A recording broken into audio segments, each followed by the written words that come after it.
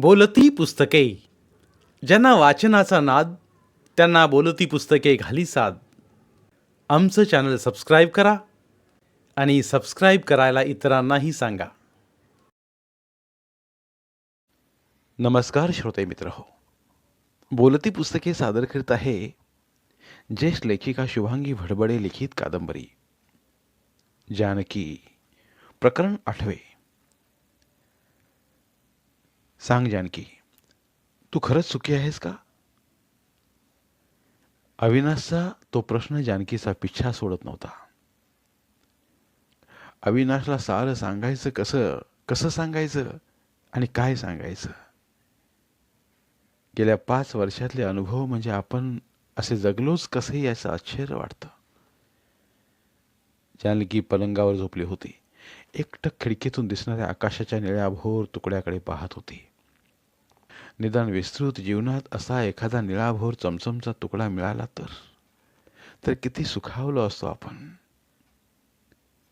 अविनाशने विचारल्यापासून जर जखमेवरच्या खपला अलगद निघत आहेत.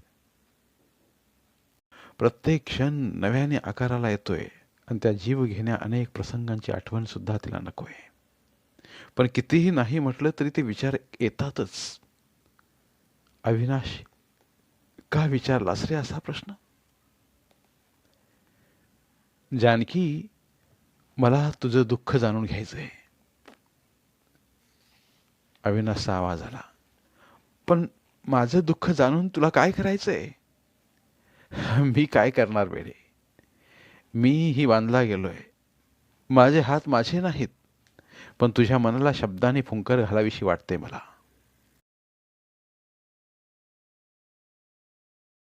पण का? का माझी एवढी विचारपूस? का ते सांगता येईल जानकी. जे शब्द तोंडाबाहेर पडताच अनर्थ होईल ते शब्द ओठातच दडवायला हवेत. गेल्या 5 वर्षात टेबलाला लागून टेबल आहे आपलं. कधी अवास्तव बोललो तुझ्याशी? आज वाटलं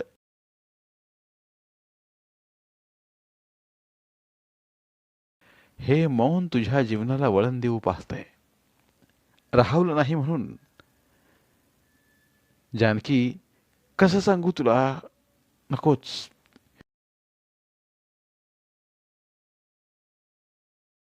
शब्द न वापरलेले बरे. पण सखे, तुझी व्यथा मी पाहू शकत नाही. खरंच नाही. विश्वास ठेव. मी कधीच कुठं बोलणार नाही. तुझ्या सुखासाठी हवी ती मदत करेन मी. सांग जानकी. अविनाशचे शब्द जानकीच्या मनात घुमत होते. त्याचा व्याकुळ चेहरा आठवत होता तिच्या मनात. ती म्हणाली, अरे वेड्या, शब्दांना परतवलंय तरी नजरेने कळली तुझी कथा आणि व्यथा. ठेव तुझे शब्द दडवून. मी पण तुझ्या नजरेची भाषा विसरणार आहे. पण माझ्याबद्दल तुला कसं सांगू? सांगण्यासारखं आहे ते नाही रे. अंगभर शहारून जावं असे ते दिवस. अजून आठवतं काल परवा घडल्यासारखा प्रसंग. वहिनी, वहिनी, दादाचं पत्र आलंय. वेदवती हातात पत्र घेऊन धावत आली. वेणी घालता घालता जानकी अचानक थांबली. आरशात वेदवतीचा प्रसन्न चेहरा दिसत होता. जानकीचं दुःख जणू तिचंच दुःख होतं आणि कुमारचे पत्र त्यावरचा उतारा आहे हे ती जाणून होती असं वाटत होतं. जानकी एकदम मागं वळली. अत्यंत अधीरतेने तिने विचारलं, खरंच ह्यांचं आहे पत्र? मग कुणाचं असणार? अगं कुमारदादाचं. खरंच? घे बाई, नसेल विश्वास तर. वेदवतीने जानकीच्या हातात पाकिट दिलं. तेव्हा स्वतःचं नाव पाहून जानकी आनंदली. वाचना पत्र. मी बघण्याची शक्यताच नाही मुळी. वेदवती असे म्हणाली तरी जानकीला तिच्या डोळ्यांची भीती वाटत होती. डोळस माणसासारखी सहज ती वावरत असायची.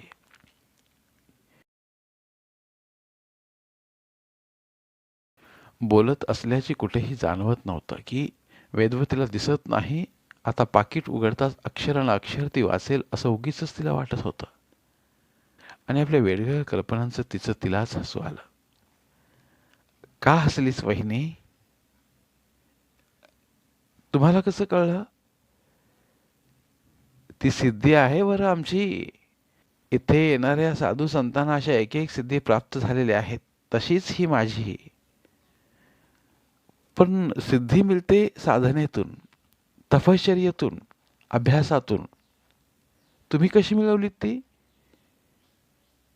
त्याचे असे आहे वहिनी, काहीच्या अंगात उपजतच ही सिद्धी असते. आता माझंच बघ ना, मला खरंच काही दिसत नाही, यावर तुझा विश्वास बसत नाही ना, म्हणून तू पत्र वाचत नाहीस हे खरं आहे. चकित व्हायची पाळी जानकीची होती. बरं ते जाऊ दे. मी इथून गेल्याशिवाय तू काही पत्र वाचणार नाहीस. मी जातेच बाहेर. आणि सांगू, मगाशी ते पत्र महादेव दादांनीच मला दिलं. नाहीतर तुला वाटायचं मीच पत्ता वाचून दिलंय. अगं, वाचनच संपलंय माझं, म्हणून तर असे रोमाला कान आणि डोळे फुटलेत.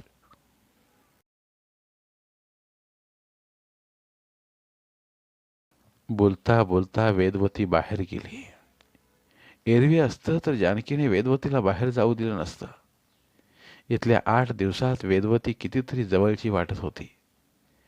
जानकीला तिचं गोड आवाजातलं बोलणं, नम्रतेनं वागणं, शिवाय अगदी मोठ्या माणसासारखं वागणं आणि अचूक विधान, यामुळे आंधळी वेदवती डोळस माणसांपेक्षा श्रेष्ठ वाटली.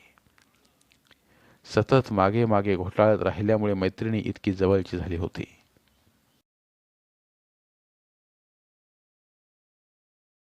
आणि महेश भाऊजी न बोलता बोलणारे. वाटायचं सारं अस्तित्व त्यांच्या व्यक्तित्वात आहे. कुमार गेल्यानंतरच्या संध्याकाळची गोष्ट. कोणीतरी स्वामी आले होते.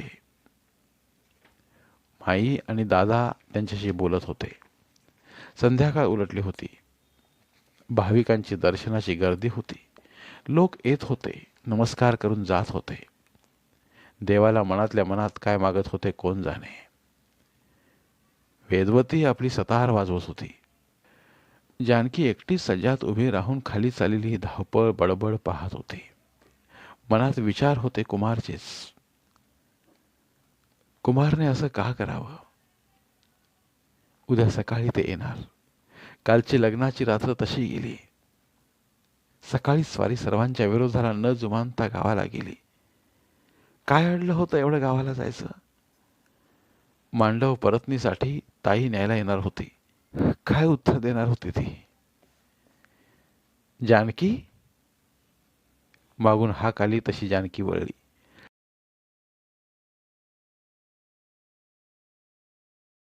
समोर महेश भाऊजींना पाहताच दचकली. कुमार गावाला गेला. उद्या येणार आहेत. पण जाऊच द्यायचं नव्हतंस. पण एवढं म्हणून ती गप्प बसली. तिनं त्याला विनवलं होतं. त्याला आपल्या स्पर्शाने मोहित करण्याचा प्रयत्न केला होता. पण नाही. ते बावरले, घाबरले, पळून गेले. हे काय सांगायचं भाऊजींना?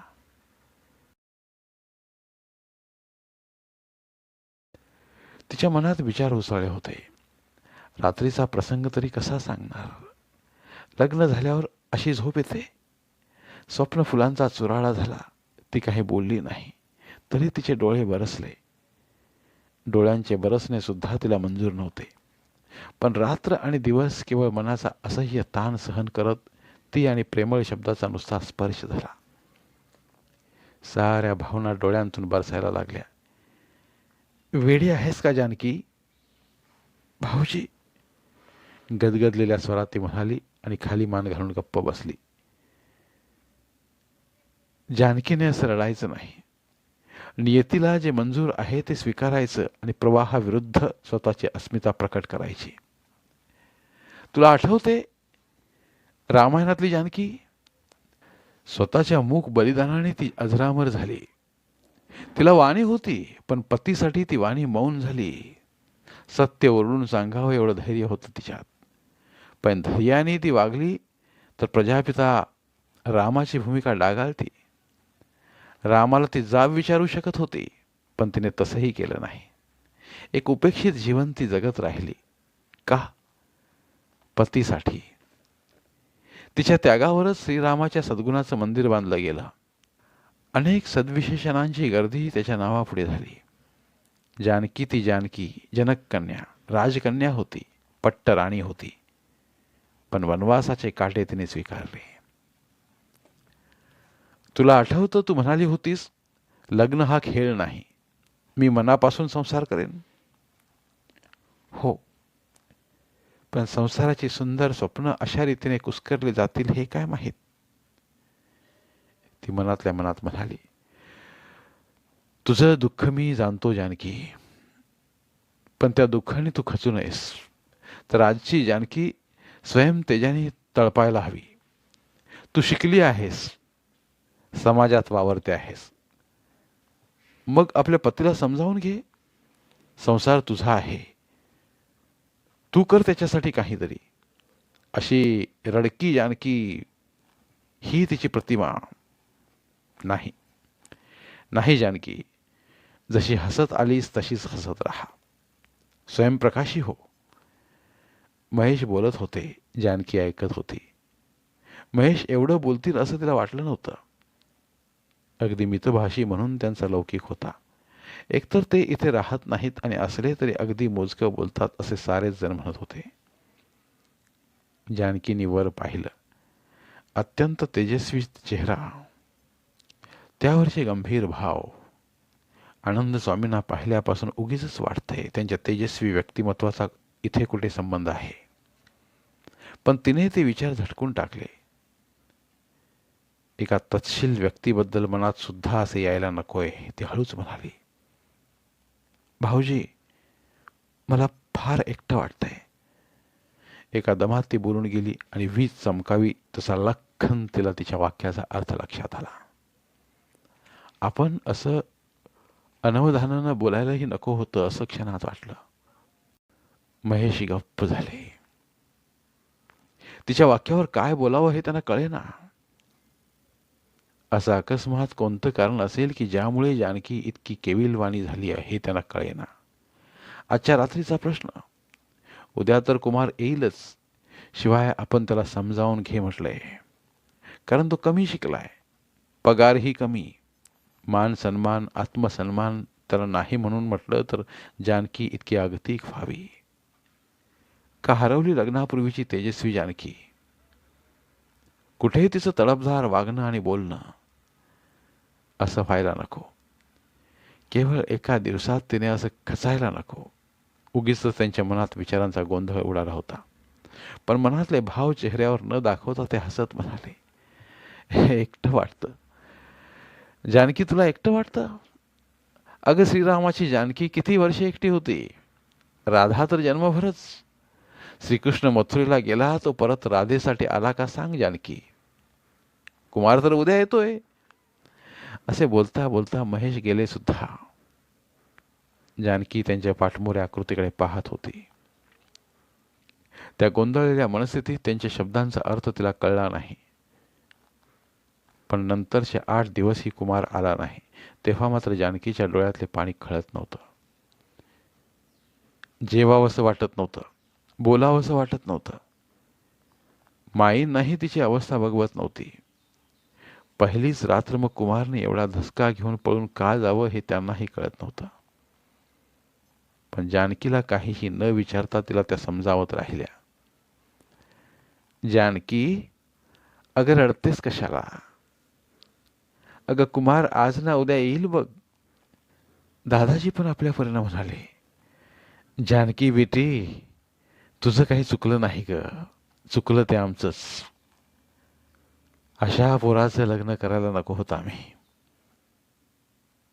लोक येत होते दर्शनाला, पण कान होते कुमारच्या येण्याकडे. कुजबूज वाढली. नाना तऱ्हेचे तर्क सुरू झाले. अधूनमधून कोणीतरी जानकीला विचारलं, अजून कुमार नाही आला? विचारण्याचा रोख असायचा जानकीवर.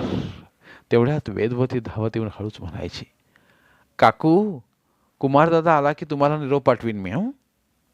बोलणारी निघून जायची. 8 दिवसात महेश मात्र मौन होते. त्या संध्याकाळनंतर ते आपल्या खोलीतच असायचे. ते रात्री आपला बिछाना मंदिराच्या ओरीत टाकताना झोपण्यापूर्वी त्यांची नजर जानकीच्या खोलीकडे जायची. जानकी गॅलरीतून कृष्णमूर्तीकडे पाहताना दिसली की त्यांना वाटायचं म्हणावं, जानकी झोप आता, पण ते बोलत नव्हते. जानकी मौन झाली होती आणि आज अचानक आलेलं कुमारचं पत्र जणू आनंदाचा ठेवा. तो मिळाल्यामुळं ती आनंदित झाली. तिचे लक्ष पुन्हा एकदा कृष्णमूर्तीकडे गेले. महेश नेहमीप्रमाणे खांबाला टेकून वाचत होते. जानकीने अधीरतेने पाकिट उघडले आणि वाचायला सुरुवात केली. कुमारचे अक्षर स्वच्छ, शुद्ध आणि वळणदार होते. त्याच्या साध्या भोळ्या मनाचे नितळ दर्शन व्हावं तसं. धन्यवाद. उर्वरित कादंबरी पुढील भागात.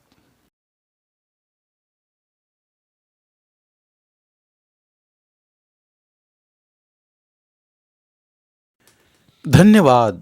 प्रिय श्रोते मित्र हो, आपल्यासाठी एक आवाहन. आमच्या चॅनलच्या प्लेलिस्ट विभागात तुमच्यासाठी शेकडो कादंबऱ्यांचे ऑडिओ बुक्स उपलब्ध आहेत. तिथे प्रत्येक कादंबरीचे सर्व भाग एकत्रित मिळतील. त्यामुळे सध्या सुरू असलेल्या क्रमशः कादंबरीच्या पुढील भागासाठी वाट पाहण्याची गरज नाही. तुमच्या वेळेनुसार तुम्ही संपूर्ण कादंबरी सलगपणे ऐकू शकतात आणि साहित्याचा आस्वाद घेऊ शकता. कृपया आमच्या चॅनलच्या होमपेजवर जाऊन प्लेलिस्ट चेक करा आणि तुमची आवडती कादंबरी निवडा. धन्यवाद.